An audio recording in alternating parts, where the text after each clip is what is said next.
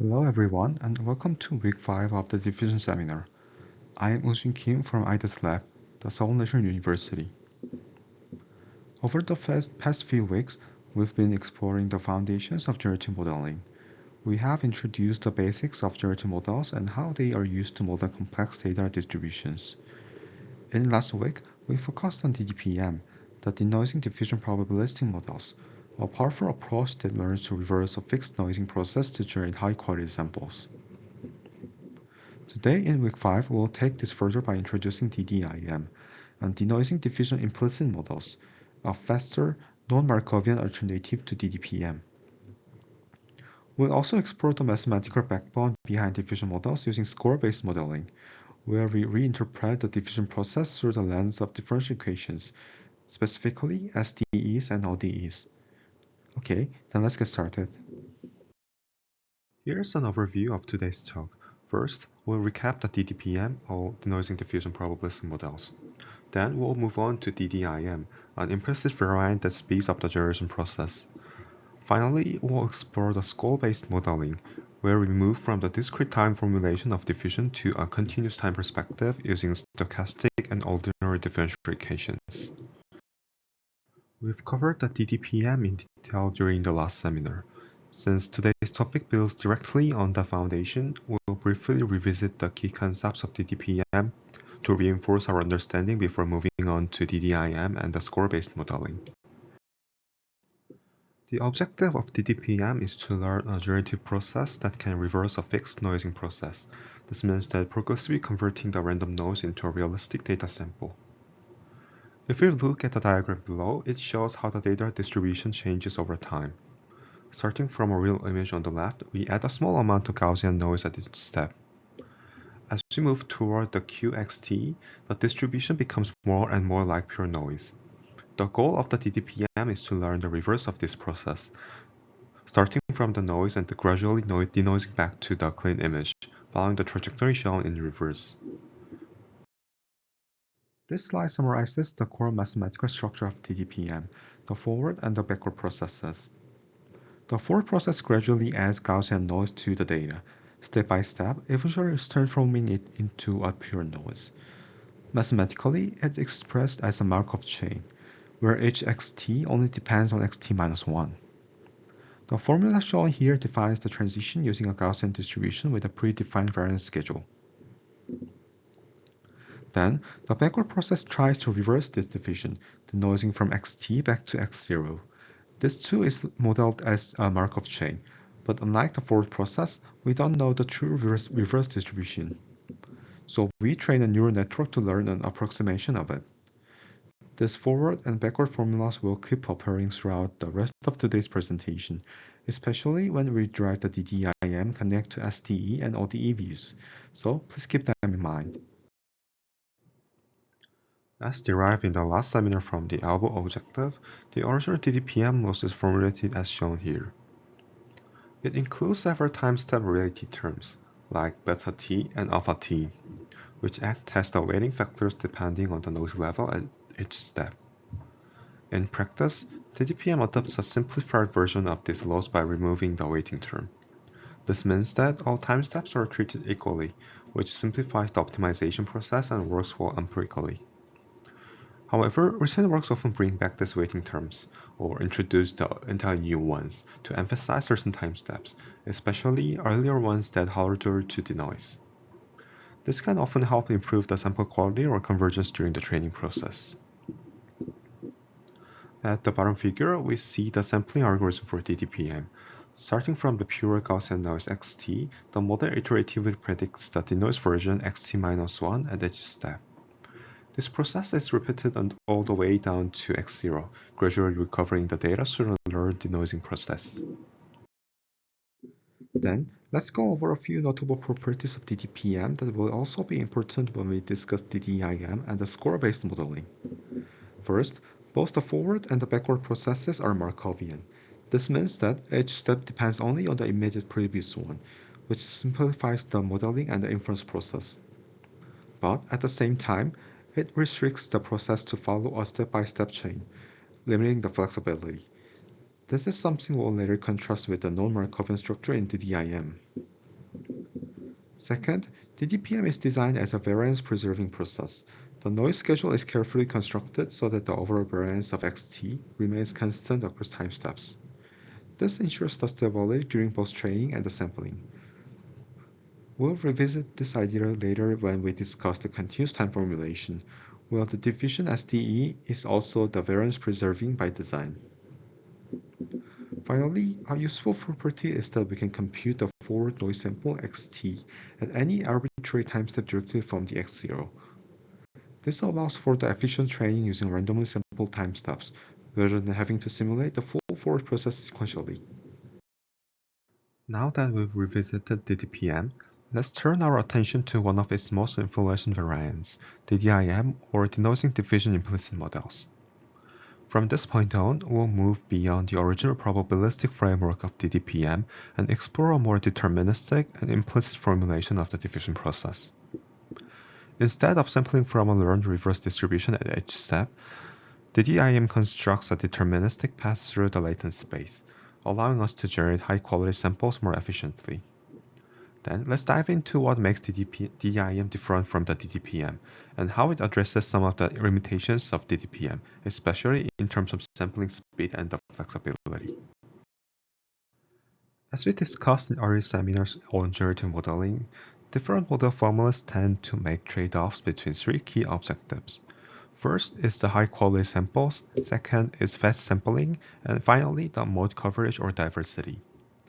GANs, for example, are known for producing sharp and realistic outputs. They excel at the sample quality. However, they often suffer from the mode collapse, meaning they fail to cover the full diversity of the data distribution. On the other hand, VAEs and normalizing flows are designed to cover a wide range of modes and offer fast inference, but their samples are usually blurrier or lower quality compared to GANs. Diffusion models, especially the DDPM, strike a great balance between high-quality samples and the mode diversity.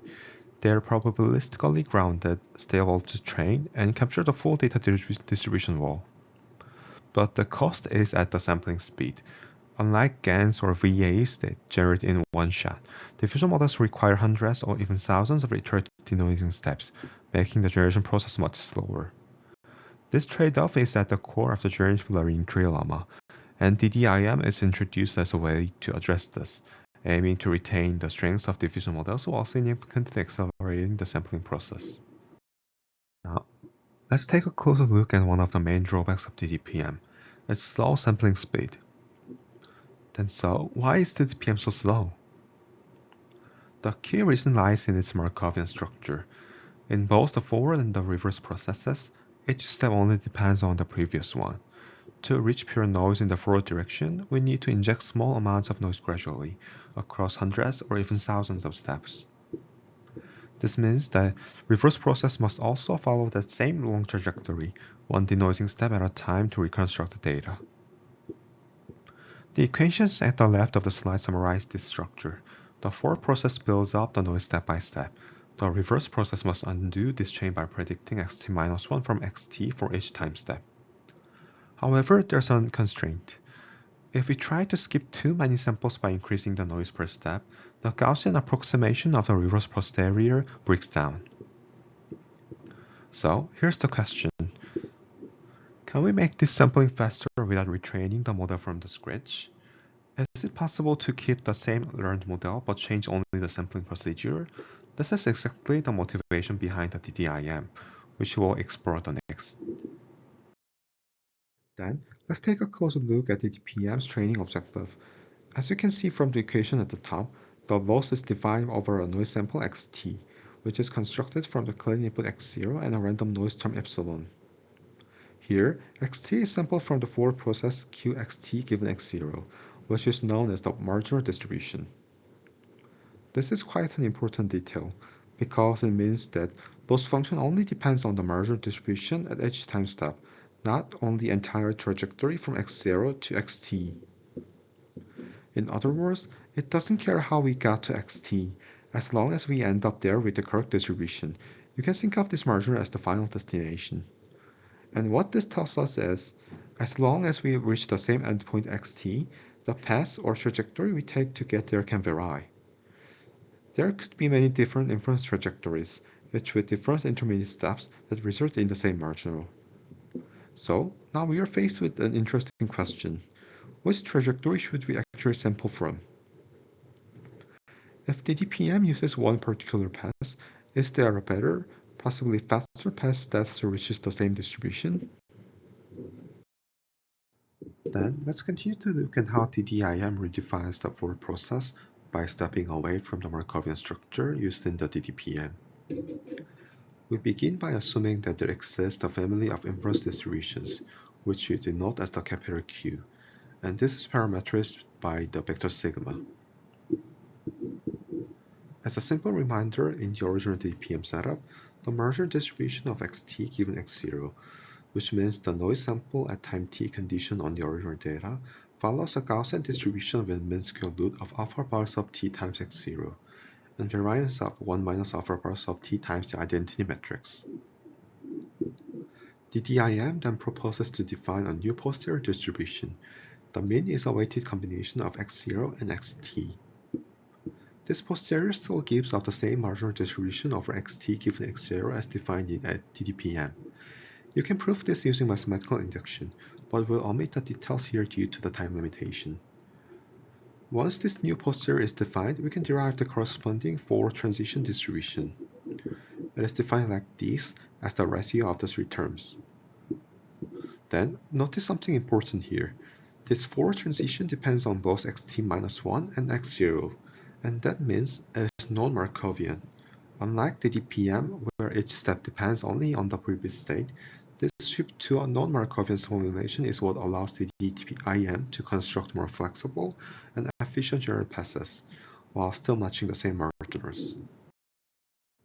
Now that we've defined a new forward process, let's look at how the generative process works in DDIM. Given the posterior distribution as we showed earlier, which tells us how to move from xt to xt minus 1 using both st and x0, our first step is to recover the x0 from a known xt. To do this, record the formula used in DDPM. Xt equals the square root of alpha t times x0 plus the square root of 1 minus alpha t times epsilon.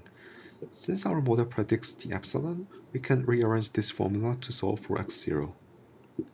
Specifically, predicted x0 becomes like this.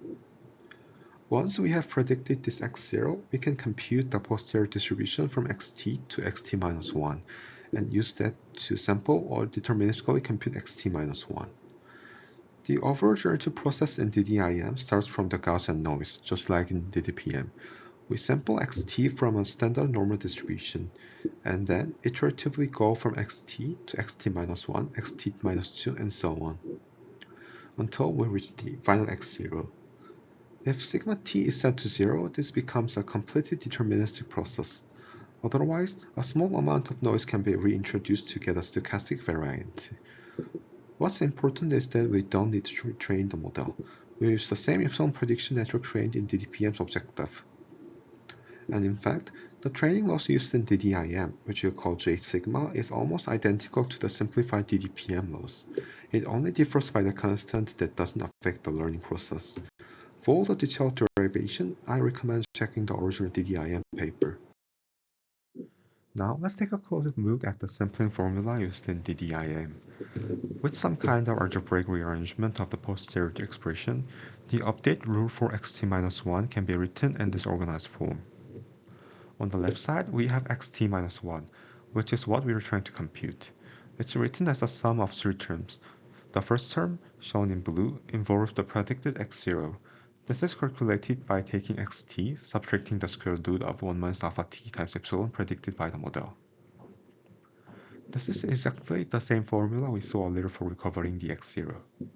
The second term, shown in orange, represents the direction from the predicted x0 back toward xt, and the final term introduces the optional noise scaled by the sigma t. If the sigma is 0, the process is fully deterministic.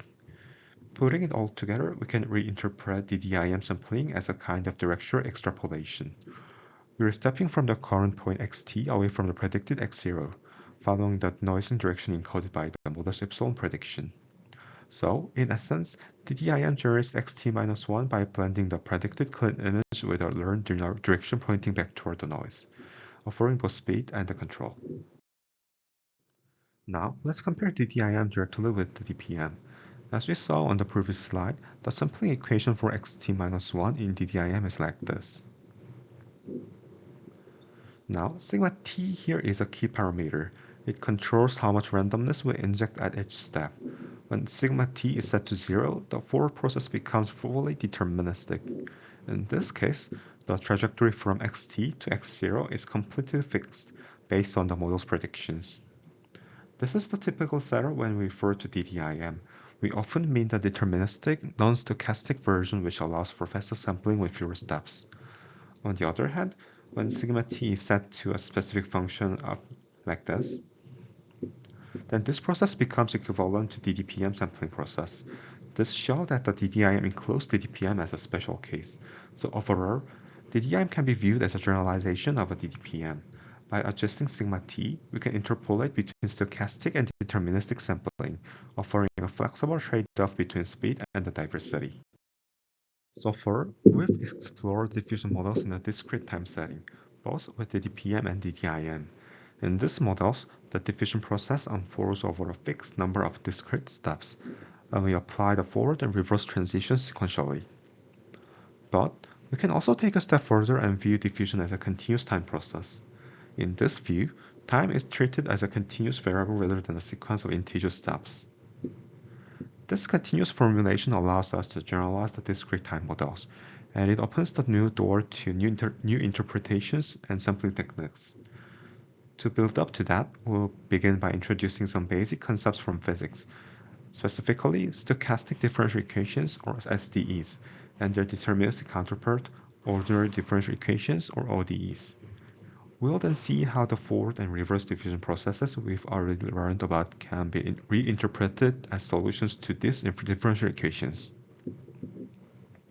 Finally, we'll introduce the concept of score-based modeling, a powerful and elegant framework that plays a central role in recent diffusion-based models and has become widely used in the latest generation of generative models.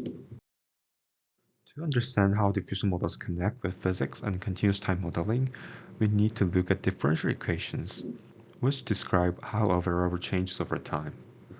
On the left, we have the ODE, or ordinary differential equations. This takes the form of dx over dt equals a function of x and t. That is, the rate of change of x depends on the current state x and the time t through some known function f. As shown in the illustration, the ODE defines a smooth and deterministic flow. Trajectories follow a consistent path like particles moving through a vector field. We can solve this equation analytically using integration. X of t equals x0 plus the integral from 0 to t of f of x at time s with respect to s. Now on the right, we have the SDE, or stochastic differential equation. This equation adds randomness into the system. It's written as dx over dt equals mu of x and t plus sigma of x and t times omega t. Here, mu is called the drift term. It acts like the main direction or flow. Sigma is the diffusion term. It controls how strong the noise is. And omega t is a random process, typically modeled as Brownian motion or Gaussian noise over time. As shown in the figure, SDEs produce trajectories that are noisy and unpredictable, even if you start at the same initial point. The solution to the SDE includes two parts, an integral over the drift term plus an integral over the noise scaled by the diffusion term. This is the foundation step we'll use to describe the forward and reverse processes in diffusion models, especially in continuous time score-based modeling. To solve an ordinary differential equation, we often start with something like this. In theory, we can solve this by integration. The solution is like this. But in practice, solving this integral exactly is often difficult or even impossible, so we use some kind of approximation methods instead. Euler's method is the simplest numerical approach. We first discretize the time axis into small steps, and as the time step delta t gets smaller, the approximation gets closer to the true solution. At each step, we estimate the next value using this formula. This gives us a simple rule to move forward one step at a time using the slope at the current point. If you look at the figure on the slide, we start at the time t0, calculate the gradient or the tangent line at the point, and then move a small step forward in the direction. This gives us an approximation of the value at the next time step, t1. Repeating this process lets us follow an approximate path of the real solution. Now that we've seen how Euler's method works for ordinary differential equations, let's look at the stochastic case, where random noise is involved. In stochastic differential equations, we have both a deterministic part and a random part. To solve them approximately, we use the Euler-Maruyama method, which extends Euler's method by adding a noise term. This noise term comes from the Wiener process, which models the continuous random motion, like the path of a particle in Brownian motion. There are several notable properties of the Wiener process. First, it always starts at zero. Second, its increments are random and follow a normal distribution. For example, the increment from time t to t plus delta t follow a normal distribution with mean 0 and variance delta t. Also, these increments are independent, meaning the noise at each time step doesn't depend on previous steps.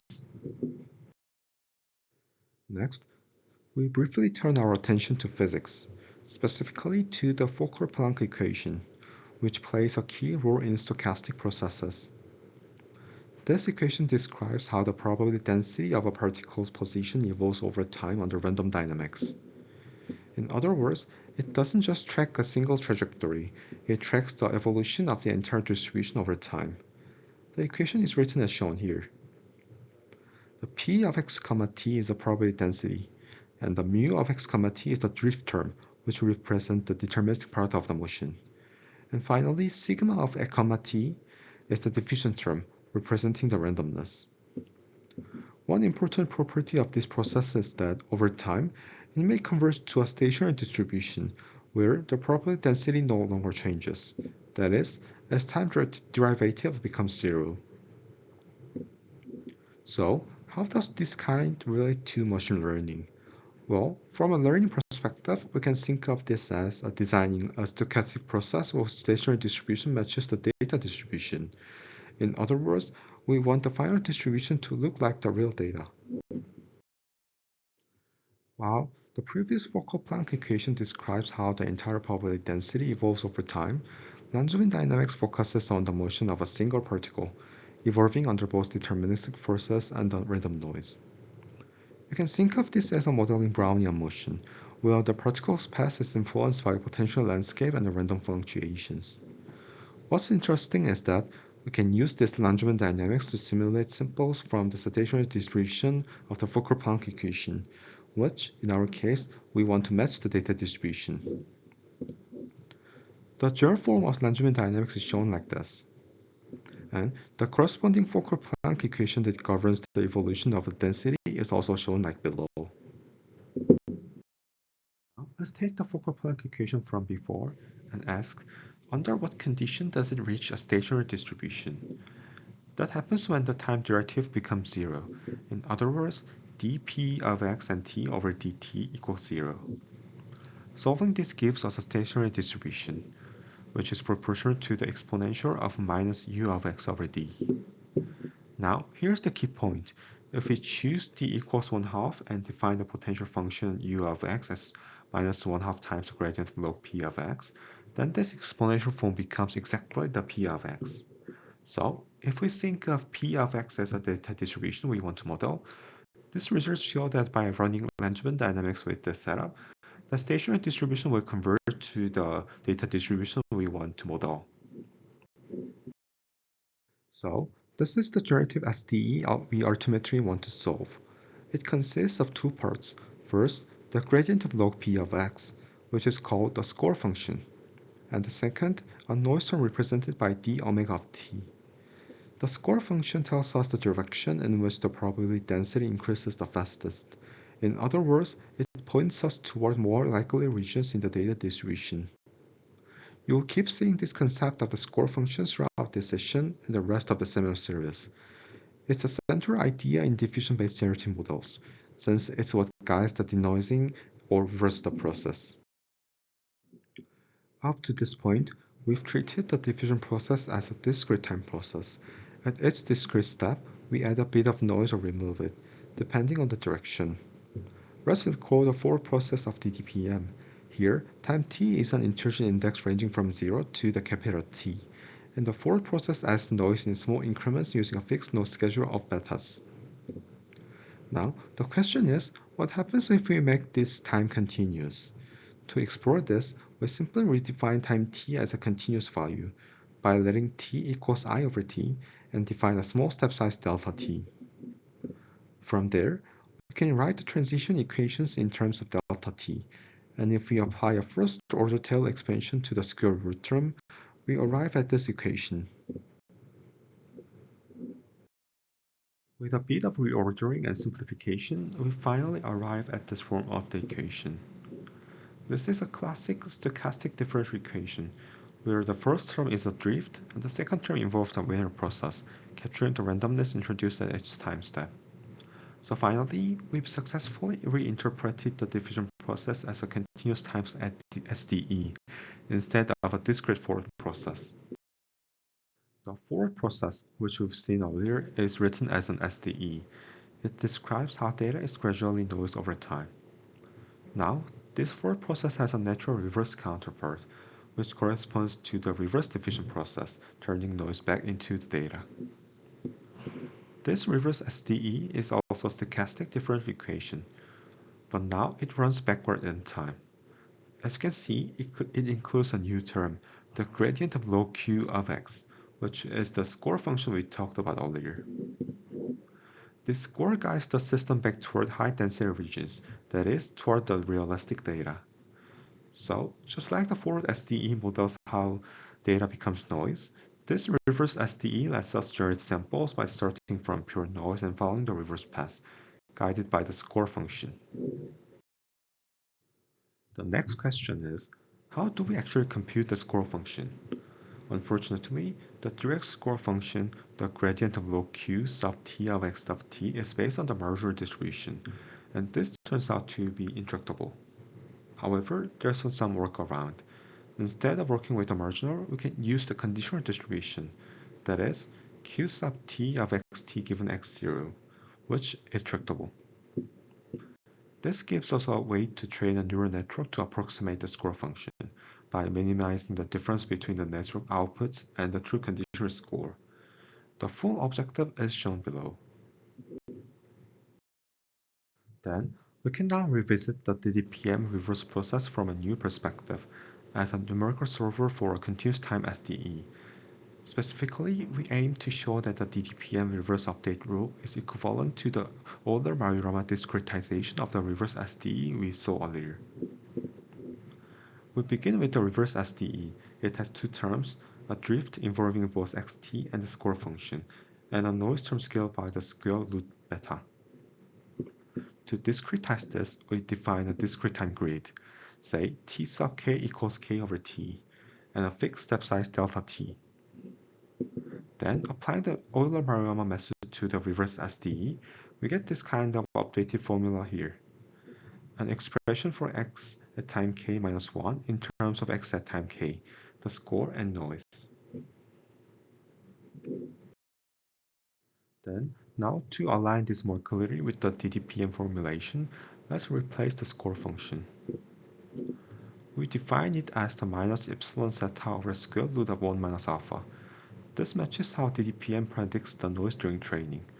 Substituting that into our discretized SDE, we arrive at the expression that looks very close to DDPM's reverse formula. In fact, when we look again at the original DDPM reverse update and apply a first-order Taylor expansion, we find that the two expressions match. So we can conclude that DDPM reverse process is equivalent to a first-order Euler-Maruyama discretization of the reverse time SDE we derived earlier. Now, let's look at DDIM, which can be understood through a different perspective, as solving an ODE instead of an SDE. Specifically, if we assume this formulation where the noise term is removed, we get what's called a probability flow ODE. Interestingly, when we solve this ODE, the resulting marginal distribution Q sub t of x of t matches exactly with the one we get from the reverse SDE. So even though the reverse SDE is stochastic and the probability for ODE is deterministic, they both describe the same family of marginals, which allow us to do deterministic sampling with the DDIM. Just like with the DPM, we can also interpret the DDIM as a discretized ODE solver. We start from the probability for ODE, where the noise term has been removed from the reverse time SDE. Then, we define a discrete time grid using t sub k equals k over t and fixed times delta t. Using this standard Euler discretization, we apply a fourth step along the ODE direction. After rearranging terms, we get this obtained equation for x sub k minus 1 in terms of x sub k and the score function. Now, we substitute the DDIM style objective into the score function, defining it as a scaled version of a predicted noise epsilon zeta. Plugging in this into our update rule, we simplify the expression by step. By grouping and cleaning up the terms, we finally arrive at this last formula. And this matches the DDIM reverse update rule exactly when applied to the X0 reconstruction formula. So finally, this proves that DDIM can be seen as the Euler discretization of the probability for ODE, just like the DPM was for the SDE. Then now, since we interpreted the diffusion process as both an SDE and an ODE, we are not just limited to just Euler or Euler-Maruyama methods. More advanced solvers, such as Dongye-Kung-Ta or Hun's method, can also be used, which come from some classical numerical analysis for differential equations mathematically. And beyond this, we also have modern techniques designed specifically for diffusion models. One example is the DPM solver. As shown on the right, the DPM solver can generate high-quality images in far fewer steps compared to DDIM, leading to the faster sampling with less computational cost. Then finally, to wrap up, here's a quick preview of what's coming next. In week 6, we'll dive into different types of diffusion spaces. We'll first look at the models operating in discrete spaces, and then latent spaces, and finally the DIT. And then week 7, we'll cover key technical components that power modern diffusion models, including the conditional generation techniques like classifier guidance or CFG, the classifier-free guidance, different noise schedules, and more advanced techniques like distillation and consistency models. Thank you for following along with today's session. If you have any further questions about score-based modeling, DDIM, or anything we've covered, don't hesitate to reach out or connect with me or the lab.